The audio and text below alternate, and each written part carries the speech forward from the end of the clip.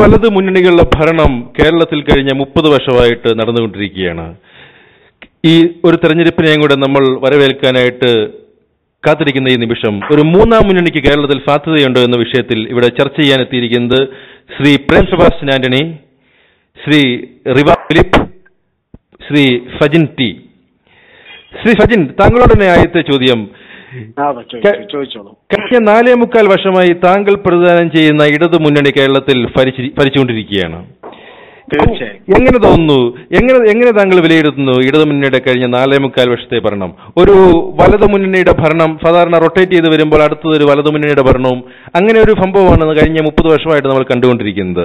ഇതിനിടയിൽ മൂന്നാം മുന്നണിക്ക് പ്രസക്തിയുണ്ടോ? ഇത്തരം കാര്യങ്ങൾ താങ്കളുടെ അഭിപ്രായം എന്താണ്? ഒന്ന് വിശദീകരിക്കാമോ? ആദ്യം ഞാൻ എന്റെ മാർക്ക് കൊടുത്തേക്കാം. അതായത് ഞങ്ങളെ സർക്കാരിന് 80 ഔട്ട് ഓഫ് 100. പറയൂ. ഇപ്പോൾ 4.25 വർഷം ഭരിച്ചു കഴിഞ്ഞു. അപ്പൊ ഇതില് എന്താ നമ്മൾ നോക്കേണ്ടത് വെച്ചാൽ, നമ്മുടെ ഭരണത്തിൽ എത്രത്തോളം മികവുണ്ട് എന്നുള്ളതിനേക്കാൾ ഒരു കമ്പയറിംഗ് ആണ് നമുക്ക് ആവശ്യം. ഹലോ, പറയൂ. ഒരു കമ്പയറിംഗ് ആണ് നമുക്ക് ആവശ്യം. അതായത് കഴിഞ്ഞ UDF സർക്കാർ, ഇതുവരെ ഭരിച്ചിരുന്ന UDF സർക്കാരും അതുപോലെ തന്നെ LDF സർക്കാരും എന്തൊക്കെ ഇവിടെ ചെയ്തു, അതിൽ ഉപരിയായി ഇവിടെ VS സർക്കാർ എന്തൊക്കെ ഇവിടെ ചെയ്തു എന്നുള്ളതാണ് നമുക്ക് ചിന്തിക്കേണ്ട പ്രധാനപ്പെട്ട ഒരു വിഷയം. എന്റെ അഭിപ്രായത്തിൽ CPM-ന്റെ നേതൃത്വത്തിലുള്ള VS-ന്റെ നേതൃത്വത്തിലുള്ള ഈ ഭരണം മികച്ച ഒരു ഭരണം തന്നെയായിരുന്നു. ഈ മൂന്നാം മുന്നണിയുടെ സാധ്യതകളെ പറ്റി താങ്കൾ എങ്ങനെ കാണുന്നു? ഒരു സാധ്യതയില്ല. പ്രേം സെബാസ്റ്റ്യൻ, താങ്കൾ ഇന്ന് കേരള പൊളിറ്റിക്സ് രാഷ്ട്രീയ കേരളം കമ്മ്യൂണിറ്റിയിൽ മൂന്നാം മുന്നണിക്ക് പ്രസക്തി ഉണ്ട് എന്നതിനെ പറ്റി ഒരു ചർച്ച തുടങ്ങി വെച്ചിട്ടുണ്ട്. എന്തുകൊണ്ടാണ് താങ്കൾ ഇത്തരം ഒരു നിലപാടിലേക്ക് വഴിമാറാൻ കാരണം? കഴിഞ്ഞ ഏകദേശം ഒരു 9.5 വർഷമായിട്ട് കേരളം കാണുന്നത് അസാൻമാർഗീയതയുടെയും അഴിമതിയുടെയും കൂത്തരങ്ങായിട്ട് മാറിയ ഒരു സംസ്ഥാനത്താണ് നമുക്ക് കാണാനായിട്ട് സാധിക്കുന്നത്. ശ്രീ പ്രേം, ചിലപ്പോൾ അവർക്ക് സംസാരിക്കാവോ? കഴിഞ്ഞ ഏതാനും വർഷങ്ങളായിട്ട്, കഴിഞ്ഞ 10 വർഷത്തോളമായിട്ട് നാം കാണുന്നത് അഴിമതിയുടെയും അസാൻമാർഗീയതയുടെയും കൂത്തരങ്ങായിട്ട് മാറുന്ന ഒരു സംസ്ഥാനമാണ് നമ്മുടെ വളർച്ച മുരടിച്ച് നിൽക്കുമ്പോൾ മറ്റു പല സംസ്ഥാനങ്ങളും മുമ്പോട്ട് പോകുന്നു എന്ന് ഈ ഭരണകക്ഷിയിലുള്ള നേതാക്കൾ തന്നെ സമ്മതിക്കുന്നു. അബ്ദുള്ളക്കുട്ടിയും പിണറായി വിജയനും അടക്കം ഉള്ള നേതാക്കൾ നരേന്ദ്രമോദിയെ പിന്തുണച്ചുകൊണ്ട് സംസാരിച്ചിട്ടുണ്ട്. അപ്പോൾ നമുക്ക് വികസനത്തിന്റെ പാതയിലേക്കാണ് നമ്മൾ പോകേണ്ടത്. അല്ലാതെ ഈ അങ്ങോട്ട് രണ്ടുപേരും മാറി മാറി കൈയിട്ട് വാരുന്ന ഒരു സാഹചര്യത്തിൽ നിന്ന് നമുക്കൊരു മാറ്റം അനിവാര്യമാണ്. തീർച്ചയായിട്ടും ഒരു മൂന്നാമതൊരു മുന്നണി വന്നുകൊണ്ട് ശക്തമായ ഒരു തിരുത്തൽ ഇവിടെ ആവശ്യമാണ്. ശ്രീ പ്രേം സെബാസ്റ്റ്യൻ, താങ്കൾ പ്രതിദാനം ചെയ്യുന്ന കേരള കോൺഗ്രസ് ജോസഫ് വിഭാഗം മാണി ഗ്രൂപ്പിൽ ലയിച്ച് UDF-ന്റെ ഭാഗമായി നിൽക്കുകയാണ്. അപ്പോൾ എന്തടിസ്ഥാനത്തിലാണ് താങ്കൾക്ക് ഒരു മൂന്നാം മുന്നണിയെ പറ്റി ഇപ്പം സംസാരിക്കാൻ സാധിക്കുക? അത് മുന്നണി മര്യാദകൾക്ക് വിരുദ്ധമല്ലേ? താങ്കളുടെ പാർട്ടിയുടെ ഔദ്യോഗിക നിലപാട് ഇതൊന്നും അല്ലല്ലോ. അപ്പോൾ താങ്കൾക്ക് വായിൽ തോന്നുന്നതെല്ലാം വിളിച്ചു പറയാനുള്ള ഒരു സ്വാതന്ത്ര്യം ആര് കൽപ്പിച്ചു തന്നിരിക്കുന്നു? എന്റെ അഭിപ്രായ സ്വാതന്ത്ര്യം, ഒരു ഇന്ത്യൻ പൗരൻ എന്ന നിലയ്ക്ക് അഭിപ്രായ സ്വാതന്ത്ര്യം ഒരു പാർട്ടിക്കും കൂച്ചുവിലങ്ങിട്ട് കൊടുക്കുന്നതല്ല.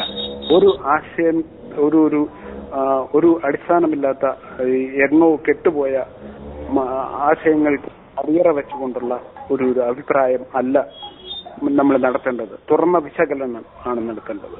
നമ്മൾ പാർട്ടി എന്ത് പറയുന്നു അതനുസരിച്ച് കണ്ണുമടച്ച് അന്ധമായ രാഷ്ട്രീയമാണ് കേരളത്തിൽ ഇപ്പോൾ നടമാടുന്നത്. ഈ അന്ധമായ രാഷ്ട്രീയമാണ് കേരളത്തിലെ നാശത്തിലേക്ക് തന്നെ നയിച്ചുകൊണ്ടിരിക്കുന്നത്. നമ്മൾ തുറന്ന് കേരളത്തിന്റെ വികസനം മാത്രം മുമ്പിൽ കണ്ടുകൊണ്ടുള്ള നേരായ ഒരു ചിന്താഗതിയാണ് വെച്ച് പുലർത്തുന്നത്. താങ്കൾ ശ്രീ അടൽ ബിഹാരി വാജ്പേയിയെ വളരെ പുകഴ്ത്തി കാണുകയുണ്ടായി. ഒപ്പം തന്നെ ശ്രീ KM മാണിയാണ് താങ്കൾക്ക് മൂന്നാം മുന്നണിയുടെ മുഖ്യമന്ത്രിയായി വരേണ്ടതെന്ന് താങ്കൾ അഭിപ്രായപ്പെടുകയുണ്ടായി. എന്ത് ആണ് ഇങ്ങനെ ഒരു പരസ്പര വിരുദ്ധമായിട്ടുള്ള ഒരു നിലപാടുകൾ? ഒരിക്കലും ഇന്ത്യ കണ്ടതിലേക്കും ഏറ്റവും മനോഹരമായ, ഏറ്റവും ശക്തനായ ഒരു ഭരണാധികാരി തന്നെയാണ് ശ്രീ അടൽ ബിഹാരി വാജ്പേയി. ഇന്ത്യ അക്ഷരാർത്ഥത്തിൽ വാജ്പേയിയുടെ ഭരണത്തിന് ശേഷം ഇന്ത്യ അക്ഷരാർത്ഥത്തിൽ തെളിഞ്ഞുകയായിരുന്നു. നരസിംഹറാവു ഒക്കെ ഭരിച്ചിരുന്ന കാലത്ത് തീരുമാനങ്ങൾ സ്വയമേ കാലക്രമേണ രൂപം കൊണ്ടു പോവുകയായിരുന്നു. ഒരു ശക്തമായ ഒരു നിലപാടെടുക്കാൻ പോലും സാധിക്കാതെ ജാർഖണ്ഡ് മുക്തി മോർച്ച പോലുള്ളവരെ ചാക്കിട്ട് വാരി ഭരണം നിലനിർത്തുക മാത്രമായിരുന്നു നരസിംഹറാവും അതിനു മുമ്പുള്ള ഒരു ശ്രീ പ്രേം ഒരു കാര്യം കൂടെ, കെ എം മാണിയുടെ കാര്യം താങ്കൾ ഒന്ന് പറയൂ. അദ്ദേഹത്തെ മുഖ്യമന്ത്രിയായിട്ട് കാണണമെന്ന് താങ്കൾ ആഗ്രഹിക്കുന്നു. എന്തുകൊണ്ട് അത്തരമൊരു നീക്കം?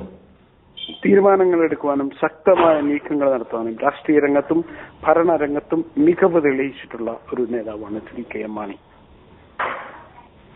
തീർച്ചയായും കെ എം മാണിയും അതുപോലെ തന്നെ അടൽ ബിഹാരി വാജ്പേയി രാഷ്ട്രീയ വ്യക്തിത്വത്തിന് ഉടമയാണ്. ശ്രീ റിവ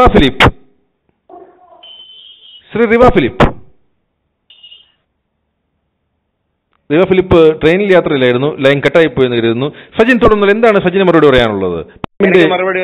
ഇതിലിപ്പോ എനിക്ക് പറഞ്ഞത് കേട്ടിടത്തോളം രണ്ട് കാര്യങ്ങൾ. അതായത് ഒന്ന്, പിണറായി വിജയൻ, അബ്ദുള്ളക്കുട്ടി ഞങ്ങളുടെ CPM-ൽ ഇന്നില്ല. പിണറായി വിജയൻ എന്നാണ് ഗുജറാത്ത് മുഖ്യമന്ത്രി നരേന്ദ്രമോദിയെ പ്രകീർത്തിച്ച് സംസാരിച്ചത് എനിക്ക് മനസ്സിലാകാത്ത കാര്യമാണ്.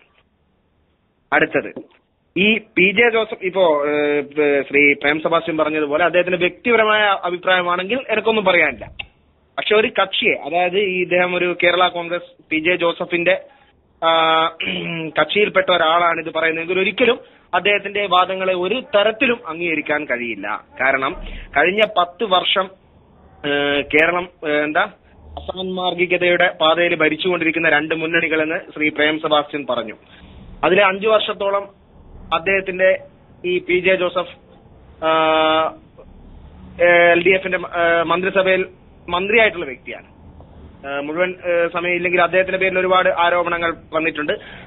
ആരോപണങ്ങൾ ഇല്ലാത്ത ടൈമിലും, അതായത് അതിന്റെ ചില ഘട്ടങ്ങളിൽ ആൾ ഒഴിവായി പോയിട്ടുണ്ടാവാം. അതിന് ആ സമയം ഒഴിച്ച് ബാക്കി നിർത്തിയാൽ ബാക്കി സമയത്ത് അദ്ദേഹം മന്ത്രിയായിരുന്നിട്ടുള്ള വ്യക്തിയാണ്. ആ 5 വർഷക്കാലത്തിന് ശേഷം ഇപ്പോൾ നിലവിൽ അദ്ദേഹത്തിന്റെ PJ ജോസഫ് ഇപ്പോൾ ഉള്ളത് UDF-ലാണ്. ഒരു കാര്യം അങ്ങനെയുള്ള ഒരാൾക്ക് ഒരു കാര്യം ഞാൻ ഫജിനോട് ചോദിക്കുന്നു. ശ്രീ PJ ജോസഫ് LDF-ന്റെ മന്ത്രിസഭയിൽ മന്ത്രിയായിരുന്നു, കഴിഞ്ഞ 20 വർഷമായി LDF-ന്റെ ഭാഗമായിരുന്നു. അദ്ദേഹത്തിനെതിരെ ഉണ്ടായിട്ടുണ്ടായിരുന്ന ഒരു അസാൻമാർഗികമായ ഒരു ആരോപണം ഉണ്ടായിരുന്നു. താങ്കൾ അതിനെ എങ്ങനെ വിലയിരുത്തുന്നു? ഏതാരോപണം? ഏതോ ഒരു വിമാനയാത്ര വിവാദവുമായി ബന്ധപ്പെട്ട് ജോസഫ് മന്ത്രിസഭ രാജിവെക്കേണ്ടി വരുന്ന ഒരു സാഹചര്യം ഉണ്ടായി. അന്ന് LDF ഗവൺമെന്റ് അദ്ദേഹത്തെ സപ്പോർട്ട് ചെയ്തിരുന്നു. എന്നാൽ ഇന്ന് അദ്ദേഹം LDF-ന്റെ ഭാഗമല്ല, UDF-ന്റെ ഭാഗമാണ്. അപ്പം പ്രേം ഉന്നയിച്ച കഴിഞ്ഞ 10 വർഷം സപ്പോർട്ട് ചെയ്തിട്ടുണ്ടോ?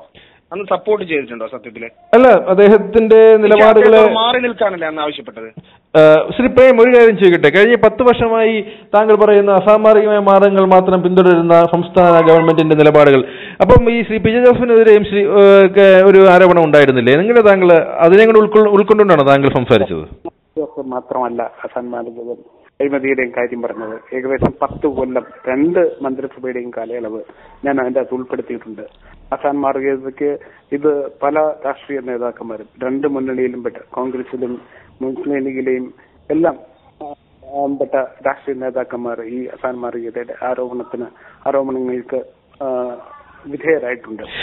നമ്മൾ വിഷയത്തിൽ നിന്ന് വ്യതിചലിച്ചു പോകുന്നതിന് പകരം 3ാം മുന്നണിയിൽ എങ്ങനെ താങ്കൾക്ക് മുസ്ലിം ലീഗ് എന്ന് പറയുന്ന ഒരു മൈനോറിറ്റി പാർട്ടി, കേരള കോൺഗ്രസ് അടങ്ങ് മറ്റൊരു വിഭാഗം, BJP, ഒരു വൈരുദ്ധ്യം എന്നല്ലേ നമുക്ക് കാണാൻ സാധിക്കും. എങ്ങനെ താങ്കൾ ഈ നിർദ്ദേശിച്ചിരിക്കുന്ന BJP, മുസ്ലിം ലീഗ്, കേരള കോൺഗ്രസ് വിഭാഗങ്ങളുടെ യോജിപ്പ് എങ്ങനെ ഉണ്ടാവും? ഫജിൻ പറയൂ. ഇപ്പൊ ഏറ്റവും കൂടുതൽ ആരോപണം വന്നിരിക്കുന്നത്, ഈ സമീപകാലത്ത് ഏറ്റവും കൂടുതൽ ആരോപണം കേരള രാഷ്ട്രീയത്തിൽ തന്നെ ഞെട്ടിപ്പിക്കുന്ന ചില ആരോപണങ്ങളാണ് കുഞ്ഞാലിക്കുട്ടിയുടെ പേരിൽ ഉണ്ടായിട്ടുള്ളത്. ആ കുഞ്ഞാലിക്കുട്ടിയുടെ മുസ്ലിം ലീഗിനെയാണ് ഇവര് 3ാം മുന്നണിയിലെ, അതായത് സത്യസന്ധമായ ധാർമ്മികമായ പാതയിലേക്ക് നയിക്കുന്ന ഒരു മുന്നണിയുടെ ഒരു കക്ഷിയായിട്ട് മുസ്ലിം ലീഗിനെയാണ്